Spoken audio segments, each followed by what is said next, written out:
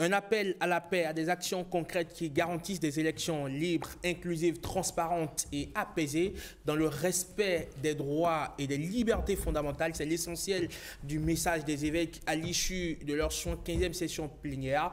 Nous sommes avec le père Arnaud Éric Aguenounon. Il est le directeur de l'Institut des artisans de justice et de paix. Il est philosophe politique, analyste politique également, essayiste, écrivain, tout ce que vous souhaitez. Bonjour père. Bonjour. Comment allez-vous? Je vais bien. C'est un plaisir de vous recevoir sur la matinale Bonjour le Bénin. Merci à vous de m'avoir invité. Très bien. Bienvenue alors à nous. Mon père, on va y aller tout de suite. Le temps nous presse. Les faits évoqués par les évêques en conférence de presse la semaine dernière ne datent pas d'hier. Mais qu'est-ce qui, selon vous, rend la situation actuelle particulièrement préoccupante? Vous me permettrez d'abord de penser et de prier pour le repos de l'âme de tous nos frères militaires, soldats qui meurent au front. Que le Seigneur leur accorde le repos éternel et que la lumière sans déclin brille sur eux qui reposent en paix. Amen. Amen. Alors, la conférence épiscopale se réunit 3 fois dans l'année pour des sessions extraordinaires, des sessions ordinaires du moins, octobre, janvier et mois de mai. Et après chaque session, il y a toujours un compte rendu. Et vous allez voir, le document que vous citez est à 11 points. Et puis, il y a toujours des points liés à la question sociale, à la question politique. Les évêques constituent des pasteurs qui sont dans plusieurs diocèses, du nord au sud, de l'est à l'ouest. Ils sont au cœur de la réalité concrète comme acteurs de terrain, comme pasteurs de terrain. Ils écoutent le peuple, ils écoutent l'élite, ils écoutent les hommes politiques et de leur écoute et de ce qu'ils sentent sur le terrain, il y a un besoin de paix.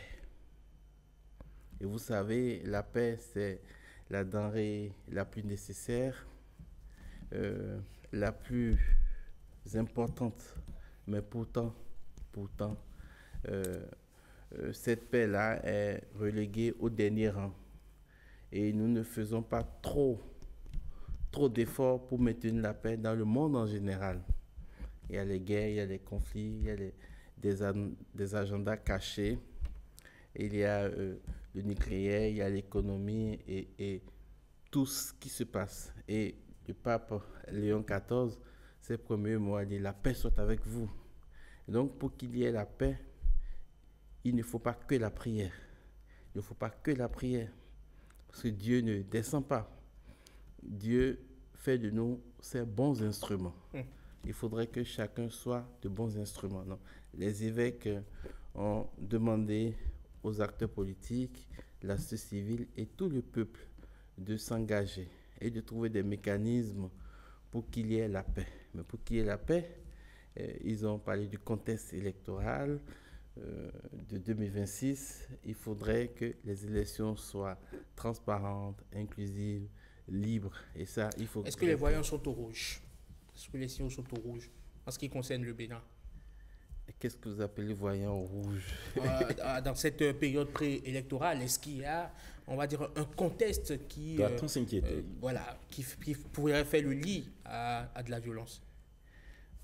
Je crois que personne ne peut regarder dans une boule de cristal et dire s'il y aura des violences ou pas. À côté de nous ici, les 1er et 2 mai 2019, personne ne pouvait savoir ce qu'il y a eu à Tchaourou, Banté et autres, qui sont des conflits qui sont nés d'une violence électorale, et de l'exclusion en quelque sorte. Et donc pour éviter l'exclusion et pour éviter les dérives politiques, il faut prévenir cela. alors le contexte dans lequel nous sommes, c'est un contexte très délicat. C'est un contexte très délicat parce qu'il y a un code électoral dont les gens parlent, ainsi de suite, ainsi de suite. C'est un réel problème. Mais je ne veux pas revenir sur tous les arguments donnés, je veux tenir compte d'un seul argument. J'entends les chapelles politiques. Et là, j'ouvre la parenthèse pour dire que la politique, c'est comme le Champions League. Hein. Il y a plusieurs équipes. Sur le terrain, les équipes se battent, les équipes jouent pour que le meilleur gagne, pour qu'une équipe gagne. Mais sur le terrain, ils sont tous amis. Tous ces hommes politiques-là, ils sont tous frères, ils sont tous amis, ils se connaissent, ils se fréquentent. Mais sur le plan politique où il y a les intérêts personnels, partisans, il y a des enjeux clairs. Il ne faut pas l'oublier. En sciences politiques, c'est comme ça. Et le peuple est toujours en marge. Le peuple ne comprend pas beaucoup de choses. Quand vous allez à Kalalé, Segmana, que je connais, ou Banikwara, ils ne comprennent pas grand-chose. Donc, moi, je pense qu'il faudrait que nous ne disions pas qu'il faut lutter. Les gens disent il faut travailler, les 20%, il faut travailler, il faut travailler, il faut travailler. Mais l'argument le plus essentiel pour moi, c'est que est-ce que ce code-là incite les populations à sortir pour aller voter? Est-ce que ce code-là permet aux populations d'avoir confiance? Est-ce que ce code-là permet à toutes les voix électorales des populations d'être prises en compte? Si, par exemple, des populations massivement votent pour tel parti à 90%, et puis c'est peut-être celui qui a eu les 20% partout qui passe, ces 90%-là qui ont voté pour ce parti-là n'ont pas été représentés. Donc, il faut penser cela. On travaille, oui. On travaille, oui. On peut travailler sur le terrain, mais c'est le peuple qui sort, c'est le peuple qui vote. Et il faut tenir compte du peuple et de son électorat. Les évêques ont souligné que nul n'a le droit d'être heureux tout seul. Que doit-on y comprendre? Bon, c'est la question du panier de la ménagère.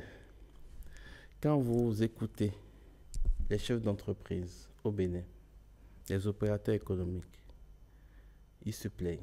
C'est difficile. Est-ce que ce n'est pas une rhétorique finalement? Non, ce n'est pas une rhétorique, c'est de la réalité, ce n'est pas de la fiction. Je sais de quoi je parle. Je suis bien placé pour parler de ça. Historiquement, certains vous diront que le peuple se plaint toujours et partout. Mais ça, c'est de la rhétorique. Voilà les hommes de rhétorique. C'est-à-dire quoi? Il faut aller dans les maisons pour voir comment les gens vivent. Les revenus baissent. Vous qui êtes ici, je suis sûr que vos revenus ont baissé. Je suis sûr que même au sommet de l'État, il y a des gens qui vendent des costumes, des chaussures que je connais et qui me disent, mais avant les autorités achetaient. Même les autorités achètent à crédit et puis bloquent vos numéros. Voilà la réalité. Même les autorités n'ont pas de moyens. C'est-à-dire, on a serré la ceinture, on nous fait serrer la ceinture, mais jusqu'à quand on peut faire serrer la ceinture? Quand les évêques parlent d'un sursaut national, oui, quelle forme cela peut-il prendre concrètement? Mais le sursaut national, je ne sais pas s'ils ont parlé en ces termes-là clairement. C'est vous qui faites cette analyse, ce commentaire-là. Les évêques lancent un appel, simplement un appel. Ils ne prennent pas la place des décideurs. L'IAJP, par exemple, ne prend pas la place des décideurs. Mais l'Église crée l'espace de dialogue, d'échange, pour que ces décideurs se voient entre eux, discutent et pensent le plus grand bien du peuple, le plus grand bien de la nation, le bien le plus grand. Donc ça veut dire qu'il y a des échelles de bien, mais il faut penser le bien le plus grand. Et penser le bien le plus grand, c'est vraiment aller au-delà. Et vous voyez, le président Patrice Talon cherche peut-être un dauphin, on le dit. mais il ne peut pas trouver quelqu'un comme lui. Ce n'est pas possible. Nous sommes uniques. Chacun est unique. Et ce qu'il a fait, c'est unique. Justement. Il a fait de belles choses, de grandes choses. Justement. Et aujourd'hui... Mais avec ses limites. Mais le système peut continuer, c'est possible.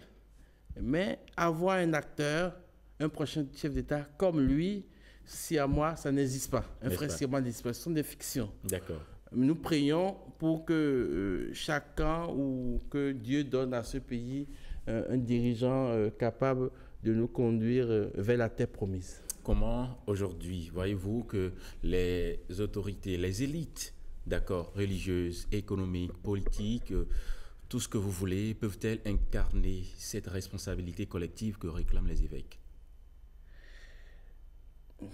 Vous savez, et tout pouvoir, toute force, toute autorité appartient au pouvoir politique. C'est un seul homme qui incarne, le chef de l'État, celui à qui on a donné tout pouvoir. Donc il y a plus de pouvoir que nous tous, plus que le Parlement, plus que la Cour constitutionnelle. Il nous entend parce que nous sommes en direct. C'est sûr. Mais l'engagement de chacun, c'est qu'on puisse chacun se convertir. Chaque ministre doit se convertir. Chaque député doit se convertir. Chaque prêtre doit se convertir. Chacun doit se convertir. Et mettre le peuple au-dessus de tout. Mettre l'intérêt général au-dessus de tout. Que les étudiants, que tout le monde mette l'intérêt général au-dessus de tout. Parce que le Béninois est trop individualiste. Le Tchidinambi. On pense à soi-même, on pense à sa famille nucléaire, mais on ne pense pas collectif. On ne pense pas à la collectivité. Et de ce point de vue, chacun peut s'engager. Nous sommes croyants, mais nous ne sommes pas des hommes et des femmes forcément de foi. On est croyants, mais on n'est pas des hommes et femmes forcément de foi. Nous n'avons plus beaucoup de temps sur ce plateau, mon père, mais je vous promets que nous allons nous retrouver très prochainement. Merci.